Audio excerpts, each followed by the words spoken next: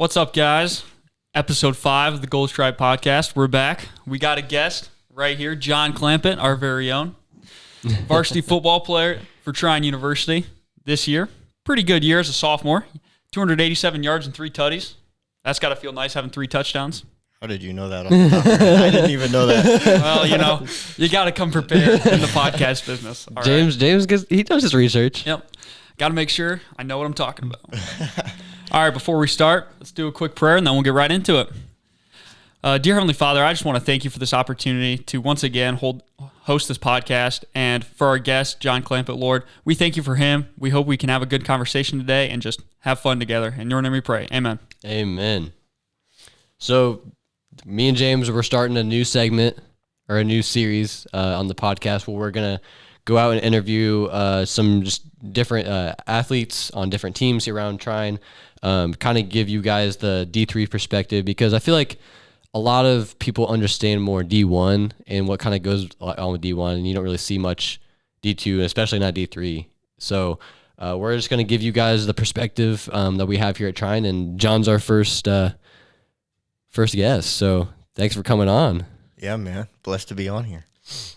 So, we'll just have a good conversation, just some Q&A stuff, but I'll get started. So, John, how did you get involved with, well, first off, introduce yourself, name, what's your major here, your class, and all that. All right. Like I said, my name is John Clampitt, and I'm a sophomore here at Trine, communications major, 20 years old, big 20. But yeah, so that's me. Where are you from? I'm from Mooresville, Indiana. It's about 30 minutes southwest of Indianapolis. Nice. All right. How big was your graduation class? We had about 350. 350 is crazy. There was 350 in my entire school.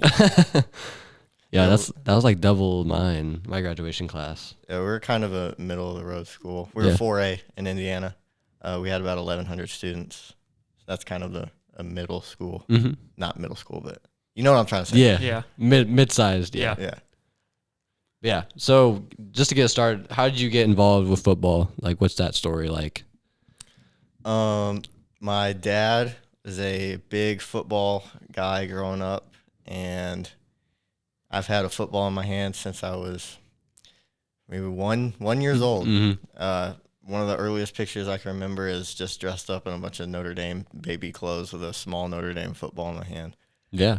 And then I first started playing football, like organized when I was five Mm-hmm. or 6. So I've been doing it for about 15 years now. Yeah, absolutely. Yeah, and I can see you're still repping your Notre Dame. Oh, yeah. Yeah, it's going to be hard to get out of being a Notre Dame fan. Hey, it's all good. It happens. Yeah, it's been so Notre Dame football my entire life has been disappointing, kind of, but Marcus Freeman's going to turn it around. We've had some spurts. We've had there's a lot of progress, I guess, in the program since Freeman's been there, but I think it's exciting. Hey, you guys are normally pretty good, though. I remember back, I can't remember what year it was, but when you guys played Alabama in the national championship and your linebacker got catfished for the game. Yeah. What's his name? I can't remember. 2012. Manti Te'o? Manti Te'o, yeah. 2012 was a great regular season, but that team was so mid. They averaged 25 points per game and made the national championship game. That was ridiculous. And they were projected to win, too. Everyone thought they were going to win. I didn't. Yeah, I think it's just one of those things where it's the same way with me, like, as a Celtics fan. Like, I know, like, people are like, oh, yeah, the Celtics are the best team in the league. And I'm, like, watching these games, and I'm like, we're terrible. Like, I'm just watching, like, we played against the Pistons early, like, in December, and we were 30-8 or something like that, and the Pistons were 2-28. And I remember telling my friend, I was like, this is going to be like a playoff game, like, because nobody's going to want to lose against them, but they're just going to somehow like make it a game against the best team in the league. And sure enough, yeah, wasn't that game in like double overtime or something? It was something stupid. Yeah, Yeah. It shouldn't have been close. We were down, I think, 15 or something. Oh yeah, I remember that because I sent a text to a lot of people in my hometown are Pistons fan. I sent a text to a bunch of them like, oh, you guys are finally going to get it done. They didn't get it done. No. But that's just how it is. I mean, because like if you watch the games, you're more of a critic, and you can see like the scores don't really justify the game. Yeah, definitely. I mean, they've been a good program for my lifetime, but I was introduced to I haven't met him in person, but my dad introduced me to Lou Holtz, and during his time there, he said to his players there at Notre Dame that you will be perfect, or you will be so close to perfect that the average fan won't know the difference. So that's the standard I hold Notre Dame to, and they have not reached that standard yet. But I mean, Notre Dame did it to herself. They have 11 natties and the most draft picks in NFL history. So Yeah. they need to get back on top. 35 years is too long. Just a fact. He posted. He retweeted it. I saw it. It's about to go up too. Oh, all right. All right, so I got a question for you. What do you think the biggest difference is between high school and college sports? College sports is more of a commitment that you have to make because you have a lot more freedom, so there's a lot more distraction and, I guess, pulls in different directions that you could go towards, and some people just don't. I mean, they just grow out of the love of the sport that they're playing. Mm-hmm. So it's definitely a sacrifice you have to make, but if you love it, then why not? Yeah. What was like? I know for me, for like high school, I only played my junior and senior year football, and I know like winter workouts and stuff like that was almost, if you weren't in a sport, then it was almost like encourage you to go to it, and like the coach would ask you like why you weren't there, or whereas here I noticed like it's a lot more the players take ownership of that. How was like high school like kind of like that for you too? Yeah, so the coach is definitely very involved in workouts and such, but a lot of guys, this is my experience, contrasting Mooresville High School and Trine, a lot of guys in high school were multi-sport athletes, so they just worked out with their sport, and generally it transferred over to football as well, because a lot of guys did track and basketball, so those workouts were the weightlifting portion was pretty similar.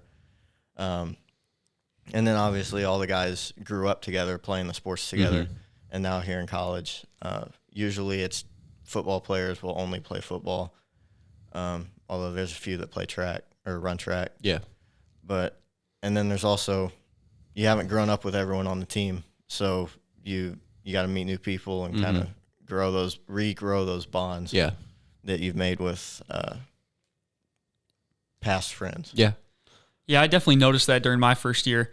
It's like you don't realize how much like the camaraderie is a factor like through high school, because high school football, it's so fun, and you're just playing football, you're just having fun with your guys, and then you come here and it's like it's different because as a freshman you don't know a lot of people, and so you're trying to meet new people while also trying to like make a name for yourself on the practice field. And it's just a whole different atmosphere. Yeah, definitely. Yeah, and I would say like from my own experience, my friends like on sports teams, like in basketball, football, and whatnot, were all like, most of them they played all three with me. Whereas here, like you're gonna be friends with like for us, the receivers most of the time. Like that's who we're gonna interact with. And so I've seen like the biggest thing I've seen is like you are around those people all the time, because we have workouts in the morning, we have lifting throughout the day, we'll have practices after spring break. So I think that's been the biggest difference I've seen is like you're interacting with your teammates. You're almost not like legit forced to, but like you're in that like scenario where you're with your teammates and those become your friends that way. Yeah. The coaches really emphasize it too, spending time with your teammates here in college, because they know that the large majority of you did not grow up together, and they know how important it is to have team chemistry and building bonds with each other. So they really emphasize going to other sporting events, eating together in the cafeteria and whatnot. Yeah. Just spending time with each other to really strengthen your bonds with your teammates. Yeah. And I think especially too this off season, because like during the season, I would say, I mean, we were a pretty close group receivers wise, but I think definitely in the off season, like we're all friends, like we all joke around together, and like if most of the time we'll do stuff together, like if we're at events or whatever, like eat dinner and whatnot. but like at like liftings and stuff, because I know I lift with just receivers, and then like we're doing conditioning stuff. Like me and James are in a group for that, and James is not a receiver, by the way. Oh no. James is on the other side of the ball, but I think that's just like one of the special things that about college is you're focused on one thing more likely than not, because unless you're just an absolutely gifted athlete, you're going to be playing one sport. So I think that's like one of the things too is you're forced to like that becomes more of a brotherhood quicker than like high school football because you've been with those people your whole life. Yeah. All right.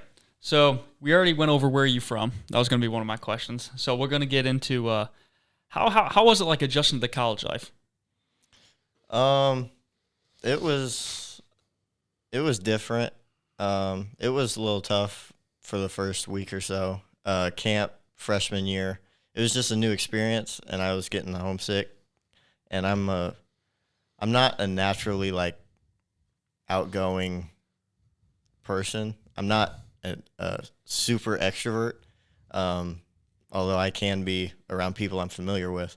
But generally with people I'm unfamiliar with, I'm more introverted, and I wasn't really familiar with anyone during my freshman year at camp. So it was a little bit of an adjustment, but eventually you stick with it and you build the bonds, and you get comfortable, and you feel like you're right where you need to be.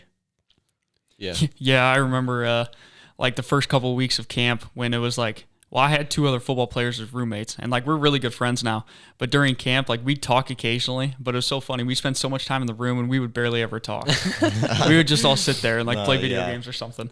I bet it was really awkward between you and Mason too, because like you were both on the like opposite sides of the ball. Oh yeah. I mean, you probably didn't match up against each other. I never matched up against him, but yeah, because he was a slot. Yeah, at least me and Wes could like talk about like because he plays linebacker, so we could talk about like defense or like what happened in practice, and he was just kind of vibing. But yeah, I think that's another thing too is like because I didn't have that. Like my roommates didn't move until the week before school started, closer to when everybody else. So I was more so alone, like in my room by myself. So like during like the day and stuff is when I try to like meet people, make those friendships, and like try to create those relationships.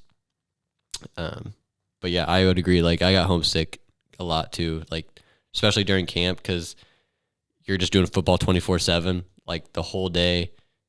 You're trying to learn everything. You're trying to meet people. Like it's just everything thrown at you at once. But once you like get your feet in the ground, I think that was the biggest thing, was just trying to get like in a steady rhythm of it and trying to like figure out where you're at. No, yeah, definitely. And then also with D3 level, your camp starts in August. So you have like 2 or 3 weeks, depending on what school you go to learn the whole playbook. There's not really an adjustment period that you get to learn it throughout the summer. You got school starting in 2 weeks, so you got to get everything going like you've known it your whole life within those 2 weeks, and that's difficult. Yeah, I thought that was strange. Like when I got the calendar for the year and I looked at like when we had to report for camp, I was like, this is way later than high school football. High school football, you start like midway through July and then you go all the way through. Yeah. Yeah, it's quick. A lot of information packed into a couple of weeks. And it makes sense now, like being through the program for almost a year now, like how we are able to like do conditioning and stuff like that. And then once we get to spring ball and all that, like how they're able to prepare you for that upcoming camp. Because this is almost like a prevamp for that camp, for fall camp. Whereas like when we came in, yeah, like I was trying to memorize the playbook and trying to like run it fast. And I'm like, oh my gosh. And by the time you know it, you're playing games. And so you're like, this is like crazy. But once you get into it, like once you go through a year, like, would you say that's true? Like you're like being a sophomore this year with like camp wise was much more, I don't know, comfortable for you? There wasn't an adjustment period. It was, I mean, I came right in and I was familiar with the schedule, so I was just able to get the ball rolling right from the get-go. But I did notice that some of the freshmen were going through some things that I experienced my freshman year, which that's going to happen with all the freshmen. But yeah. All right. So yeah, we talked about that. So you're big with your faith too, which is really cool, and that's something that me and James are trying to express with this podcast as well. But how has your faith journey been like in college? Because I know that's a big thing. Like I saw a stat and it was like somewhere to like 75% of relationships with Christ happen in college, and those decisions are made in college, something like that. That number could be completely wrong, but that's like, well, it was a big number. That, but yeah, how have you seen that? yeah, so I grew up in a Christian home. I've been a Christian my whole life, but it was when I came to college, I really had to focus on making my faith my own instead of living my faith through my parents or my grandparents at church and all that. So really just further developing the relationship I have with Christ on my own instead of it feeling like something to check off the list. Which with all the freedom you have in college, it's definitely something you have to put your mind to, because it can be really easy to just go off and do something else. It can be really easy to just get distracted with all the entertainment that a college campus has to offer. So, but yeah, just really making it and focusing on my faith and making it like my own responsibility to grow my relationship with Christ has been really a really good journey. Yeah. Yeah, and that's really tough to do, especially, yeah, like you said, like in college, like you're under a lot of stress, a lot of pressure. I mean, you have academics, sports, you're really busy, but you got to make that time. And that's what's nice about like being a part of like a team like this, where we have like football Bible study that we just went to before this, and like FCA and stuff like that. Like it's just super cool that we have like, just because you're an athlete, I feel like sometimes you almost have more like opportunities to get involved like that. Yeah, it's definitely it definitely helps to have a faith-based community that you can rely on and trust those people with, and they can help you along with your walk with Christ. Yeah. And I think, yeah, that was the big thing for me too, because I tried to establish that before I got to college, because like that was something I knew that I was going to like be a battle like in college. That's what I've heard people talk about all the time, is that like you want to have your faith as your own, like in college, because that's the decision you're going to make for the rest of your life. And so like that was one of the things that I was trying to like do and figure out, like especially right after camp, because like once we get into school, it's basically school, football, and then like that's the day. And so I was just trying to find a rhythm of that, and trying to get that into my daily life. And that's what I have now, is I'm able to do stuff throughout the week and balance that all out. But how is it that how have you seen that in your life too? I'm sorry. No. Can you? How have you been able question to? again? How have you been able to balance like different things? Like, how have you gone out of your way to grow your faith? I guess found opportunities, because you mentioned that. Like, what are some opportunities you've had? Yeah. So Trine has some organizations on campus, like the Christian Campus House, that it's a great organization and community of people that regularly hold faith-based events. Like there's Tuesday night worships, services, and then they have Bible studies for upperclassmen, guys and girls, and then freshmen guys and girls also have Bible studies right after that. And then they also have different ministries, like they serve hot dogs on Wednesday nights, they serve pancakes on Friday nights, and they encourage you to also go to church on Sunday mornings and find your own church. But just relying on a community of believers is very helpful, and God will place people in your life to help you along your journey, and it's important that you trust them and recognize that, and just developing your own routine to where there's a specific time of day that you set aside for the Lord. Yeah. All right, I'm going to go a different direction with this. I just thought of this. I thought it'd be fun to ask. What's your favorite memory in college so far? Favorite memory in college so far? I'm not really sure. I've had a lot of fun moments, but there's nothing that has really, really stuck out so far that I can really just like that one right there. So I'm hoping that comes here in the future, but so far I've enjoyed just about all of it. What's been your favorite game? Do you have a favorite game so far you've played in? Let's see. Anderson was the first varsity game I played in, so that one was pretty fun. At Anderson, we won like 60-0. So. Yeah. And then I know Franklin was a really fun back and forth game that we were able to end up winning, and it was a shootout too. There was no defense. 0. I remember watching that game from the sideline, man. We were in the stands. Oh, were we? No, not wait. Which game was it? The Franklin game? Yeah. Oh, Frank. I was on the sidelines for that one. I remember. Yeah. 0 defense. I think it was like 60-40. Yeah, that was a fun one. Adrian, the Border Brawl trophy game and homecoming, and we ended up winning. That one was a fun one. Mm-hmm. And then Kalamazoo was our last game of the year. And, I mean, there's nothing really super special about our matchup with Kalamazoo.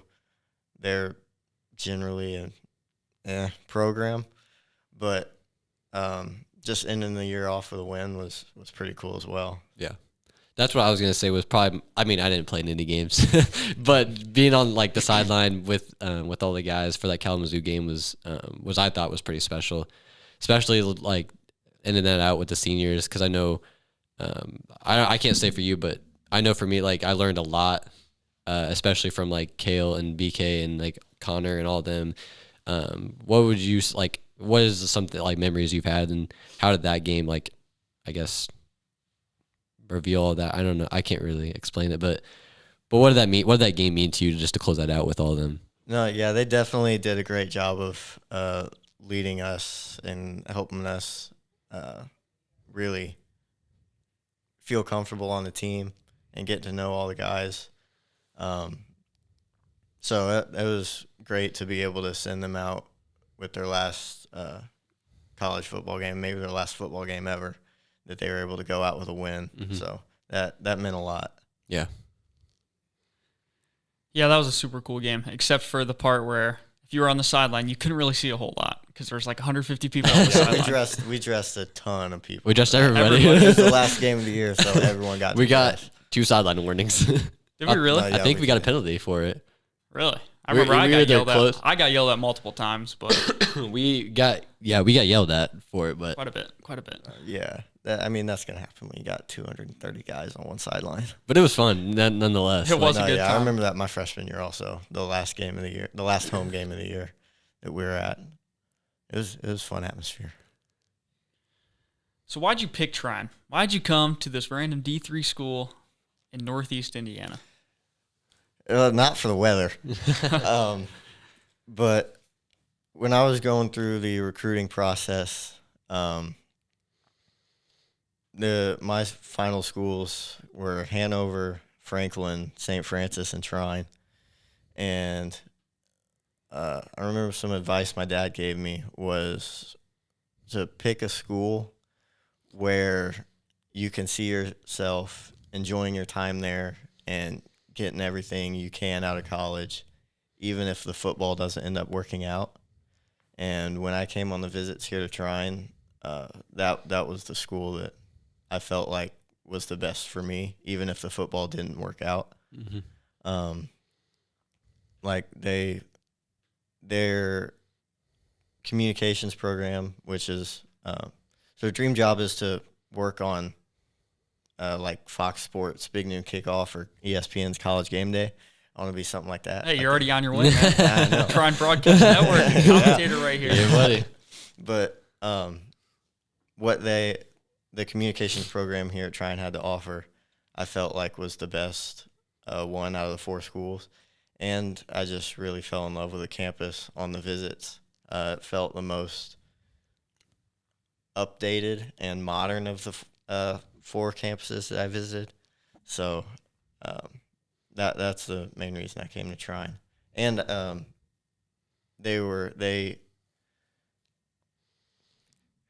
this part might get a little political, but they weren't woke. Yeah. So, that was another factor into my college decision. I didn't want to go to a school that was going to censor my views and beliefs. So, and Trine doesn't do that. Yeah. Funny you should say that because when I went on my visit, I remember my dad was talking to me, and he was like, "Oh, looking around the cafeteria, I only see a couple people with colored hair. This looks like the place for you." And I was like, "You know what? You might be onto something." Where'd you visit, James? I visited a couple schools. Trine was one of them. I went to Adrian. Like, I've been to Adrian before. And, there's another, but I can't remember. Yeah. But once I came to Trine, I was like, yeah, there's really no point. I really like it here. Everything's new, especially for a D3, because I knew I wanted to play football. So, yeah. And the small town vibe with Angola here. I mean, all the people are polite. So it just felt like Morrisville 2.0, I guess. Yeah. But that's one of the things like that stuck out to me because I didn't know what Trine, like where Trine was or like what it was. I'd never heard of it. One of me and my buddy, his friend went to Trine a few years ago, and we always called it Tron University as a joke. And so like that's what like I only knew it by. And then I got like Coach Cullen texted me and he was like, "Hey, we'd like love to have you come visit." And then he came and visited me. And I'm like, what are the odds that like I go to this school? And I was like making fun of like the name of it because that's like the only thing I could resemble it with. But we got on campus, and that was like one of the biggest things that I stuck out to me was like seeing all like how nice the campus was, because what like the areas around was kind of swampy in a way. It's a smaller town, kind of older looking town, but it's like a super nice campus. And I found out more.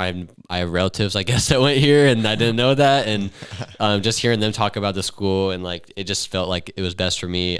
Coach Abs coached some of my dad's cousins in high school at Fort Wayne Carroll, so it just ended up being like I think that was the perfect fit, especially with the communications program too. Like I felt that was the best fit for me. It just felt like I was going to get the most out of it, whereas like other schools might have either not had a communications program like that, or it was going to be not as nice, I guess, of a program. Yeah. Wait, you're going for communications too? Yeah. Oh, all right. You guys, Man, I'm outnumbered here. Wait, you guys didn't introduce that on your first one of your first 4 podcasts? I guess not. Either that or I wasn't paying attention. I don't know. I guess Actually, not. Wait, we definitely didn't. Yeah, we did. All right. Let's hear your guys' majors. Hi, I'm James Rupel. I'm a freshman in exercise science. I'm Caleb Elliott. I'm a freshman, and I'm a communications major. I feel like it's the first day of class all over again. So John Clampitt is taking over the podcast now. All of a sudden, he's the host now.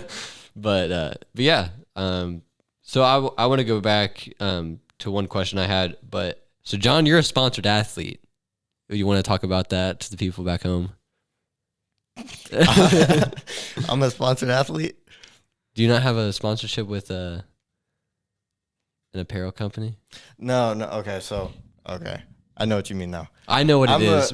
But you could have made it sound like that. Yeah, you could have went with You're it. an ambassador. You're an ambassador. Yeah, I'm a You're an brand ambassador. Yeah. I'm not. You're not sponsored. Yeah, I'm not big enough for that.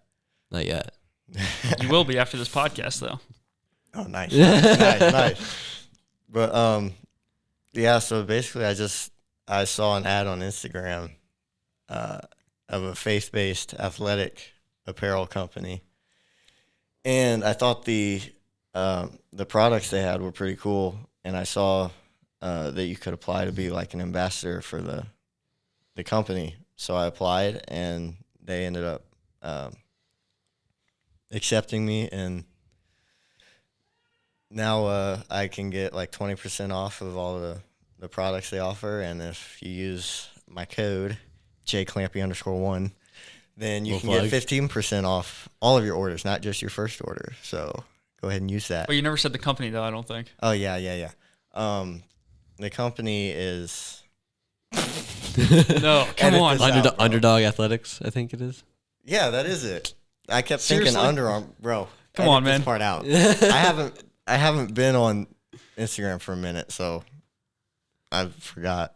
Sounds horrible. But yeah, why do you, so why do you feel the need to like express, I guess, your faith through that? Like, because I mean, a lot of people might go out like through their whole life and not want to, I guess, be as vocal or as expressive with it. But yeah, what do you have to say? I think it's important to introduce people to Jesus Christ and kind of just light a curiosity or start a fire in their mind and in their soul that just kind of introduces them to Jesus Christ and makes them want to learn more. Mm-hmm. Because what we're called to do on earth is bring as many people to Jesus as we can, but we aren't supposed to just like force what we believe onto them. It's a choice that they have to make, and it's between them and God will soften their hearts, and eventually He'll be the leader of their life. But just introducing the name of Jesus Christ to people on earth is a calling that I feel passionate about. Yeah. I just saw something recently, and it really stuck with me. It was like Christians aren't supposed to convert people.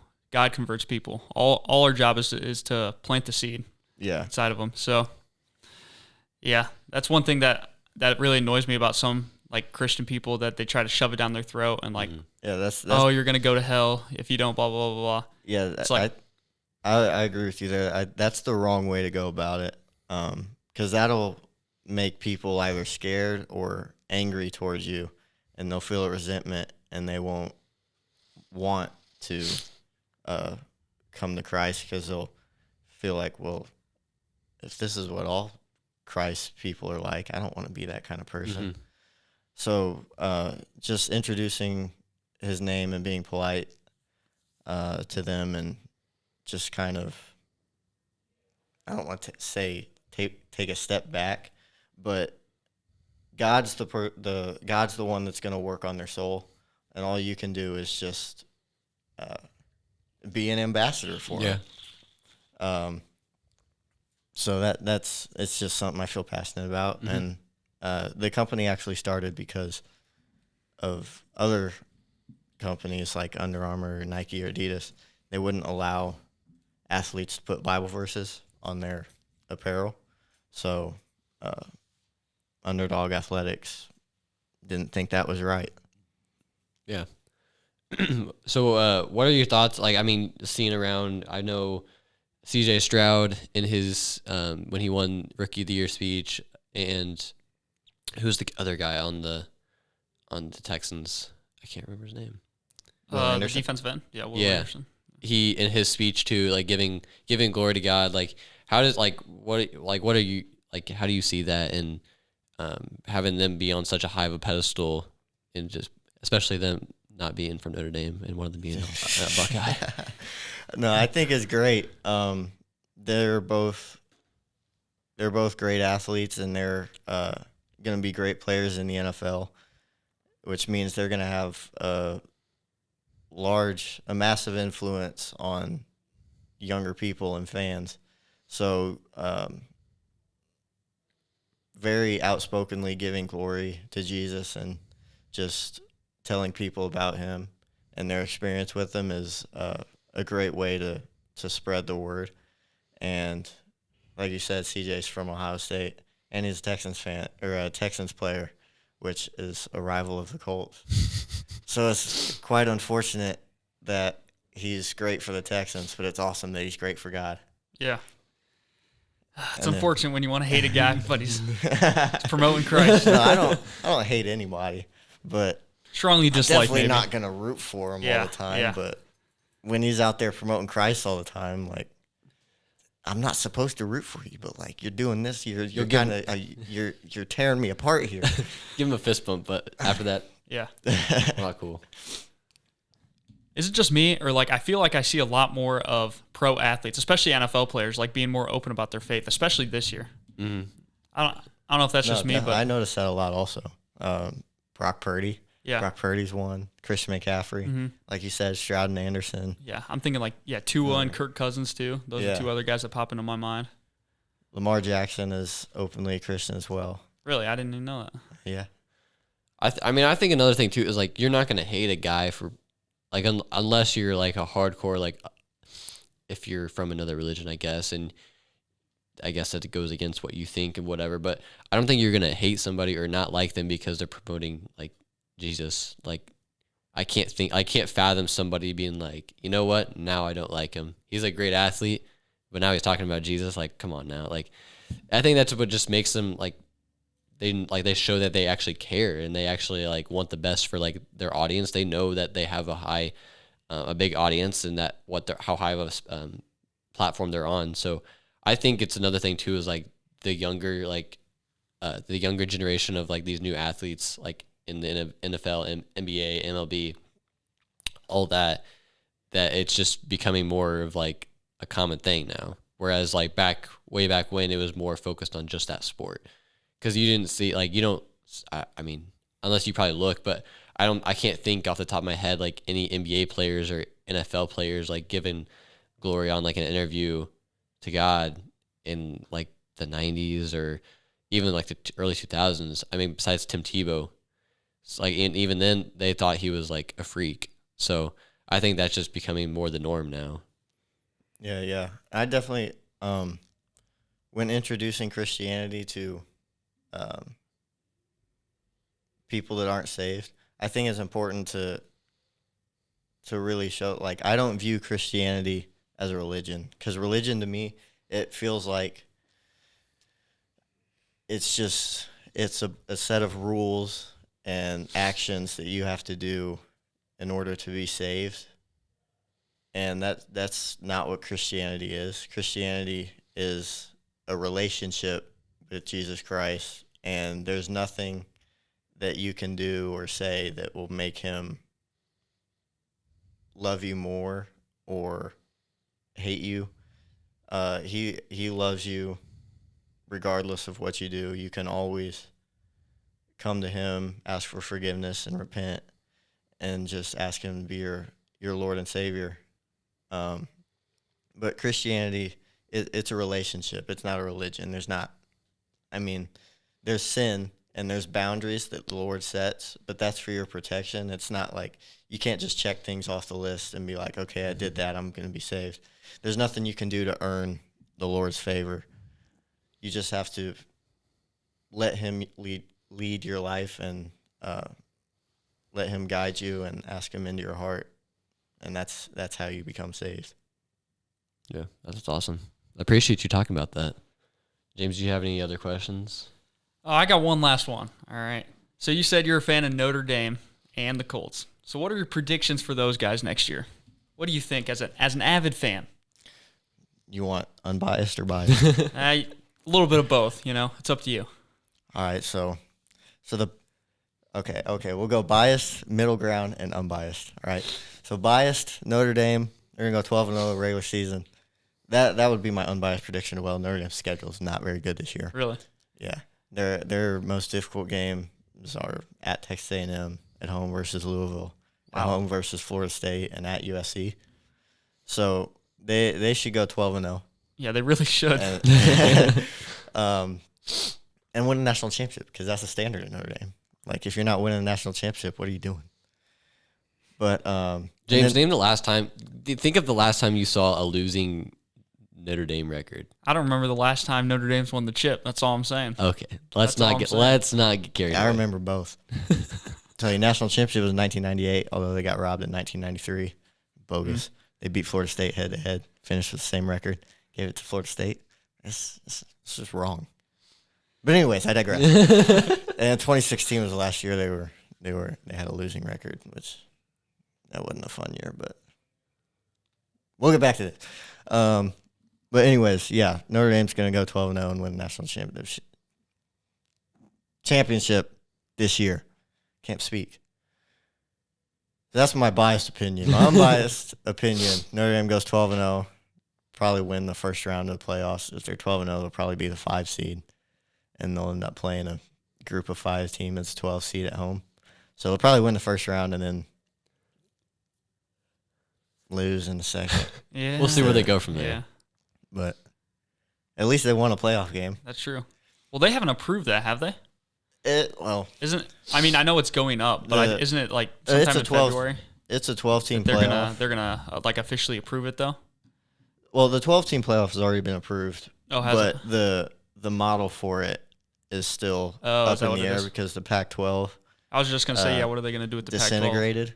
So it'll either be a 5x7 model with the 5 highest ranked conference champions getting automatic bids, Gotcha. and then 7 at-large bids, or it'll be 6x6 with 6 automatic qualifiers as the highest ranked conference champions, and then 6 at-large bids. But if Notre Dame goes undefeated, they're probably going to be the 5 seed. Yeah, they're either gonna way, have to get so in. Yeah. They can't be one of the first 4 seeds with I a don't bye know. 'cause they don't have a Florida State this year, though. conference championship. Florida But- State is not gonna do anything. They went undefeated. Listen, didn't all their players leave or something? Or no, not yet. No, they got most of their best players. Jordan Travis got hurt. No, what happened though? Something happened to like Mike Norvell had a bunch of recruiting NIL violations. like a bunch. NIL. Well, Jordan Travis I got think hurt. they got banned from. No. I think they got banned from NIL. The NCAA For 2 years. I didn't hear about that, but Yeah. either way, the NCAA's regulations on NIL or lack thereof Yeah, are it's ridiculous. Yeah. But yeah, and then for the Colts, Anthony Richardson's going to win comeback player of the year, most improved player, most valuable player. Wow. Okay. Super Bowl MVP. Shane Steichen's going to win coach of the year. Jonathan Taylor's going to win offensive player of the year. Okay. All right. These are all good predictions. The Colts are going to go 17-0. Wow. Okay. Is this your unbiased opinion? Yeah, this is all right. No, the Colts probably going to go like 11-6 or something, and They should have a good year. I think they'll win the division, but I think they'll lose in the divisional round, probably to Kansas City or Buffalo. I don't know. It's a tough division now. But Yeah, there's a lot of the teams in there. The back and forth between all the AFC quarterbacks is going to be insane. Yeah. You got Stroud, Richardson, Josh Allen, Joe Burrow, Patrick Mahomes, Lamar Jackson.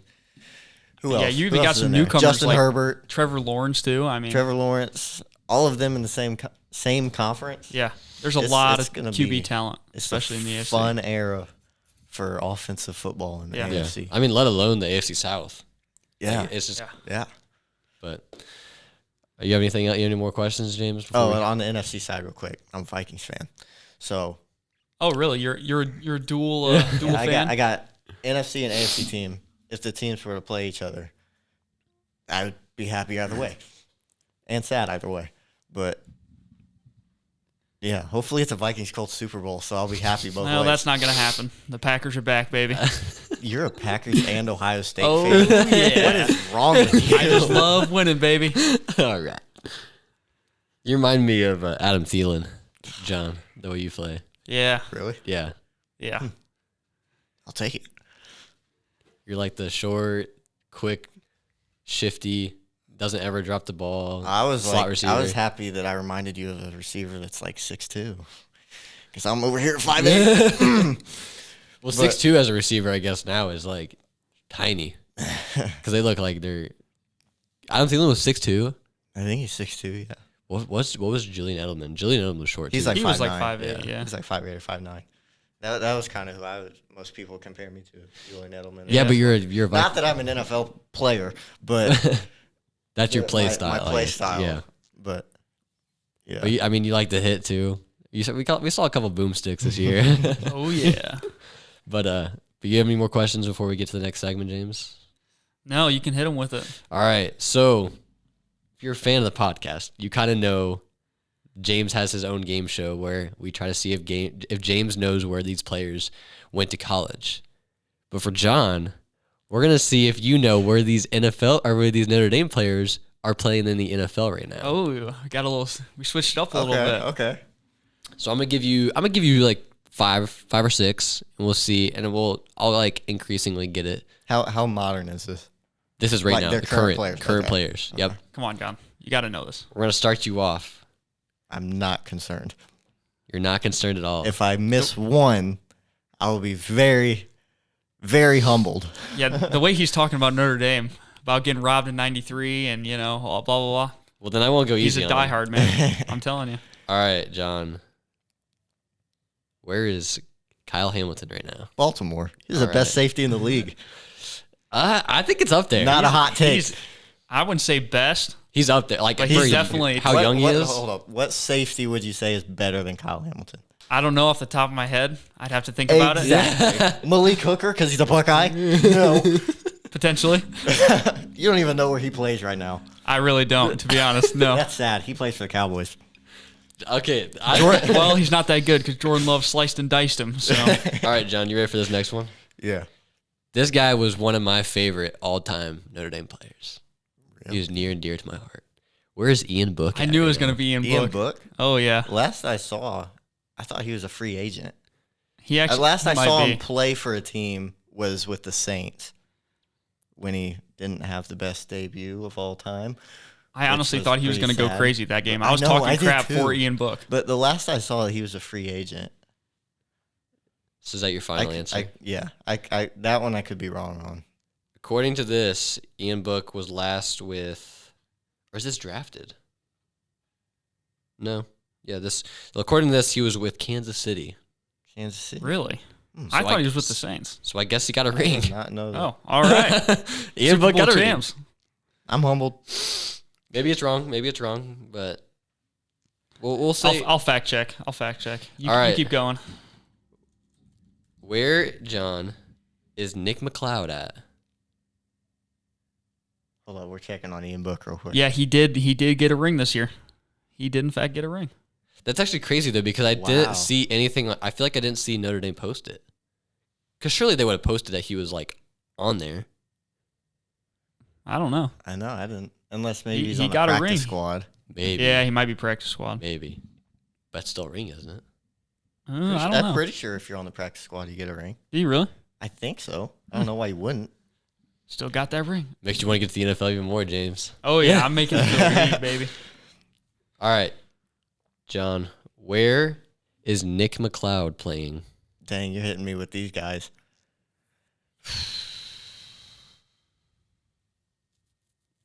Dang, I was just playing Madden earlier today. I'm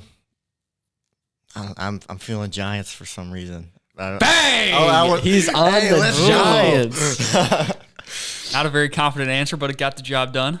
We'll give you three more. The Ian Book one was kind of questionable, so we'll say he's 2 for 2 right now. We'll be nice on the podcast. Ian Book's not a guy. I guess he's not a guy that you see very often. I thought I would have known if he was on the Chiefs. Big Ian Book guy. I thought they would have shown him at least once. Not when you got Travis Kelce, Pat Mahomes, and Taylor Swift. Ian Book's that guy. Put him on the camera. All right, I follow him on Instagram. So do I. where is Miles Boykin at? Bro. I dropped my keys. Shoot. One of my keys keeps falling off my keychain. Yeah, it fell under the chair. Where's Miles Boykin at? The last I heard from Miles Boykin was that the Ravens cut him and he was picked up by the Steelers. But I do not know if he is still on the Steelers. Do you want to stay But with my the Steelers? guess is going to say he's either a free agent or he's still on the Steelers. I'm going to say he's still on the Steelers. And I'm going to say you're right. Wow. Let's go. John's Man. 3 for 3. He is making you look silly right now, James. Okay, listen. What, do you I never usually- got an Ohio State one. That's all I'm saying. Maybe we'll give you an Ohio Okay, State one. all right. sometime. Hold up. I'm going to need to compete with James on his own game show after this. Yeah, I might lose. I might lose. All right. Two more. Where is Troy Pride? Carolina. Is that your final Does answer? he still play on? I know he's drafted by the Panthers. I think he's still on the Panthers. He is on the Texans. Dang. So that's Womp 3 for womp. 4. Dang. We got one more.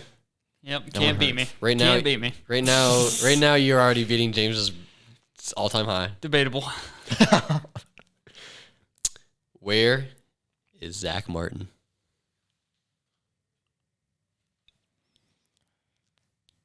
The worst team in the NFL. Absolute worst. Worst. NFL will be better without him. Cowboys. He is correct. John went 4 for 5, 80%. That's a B.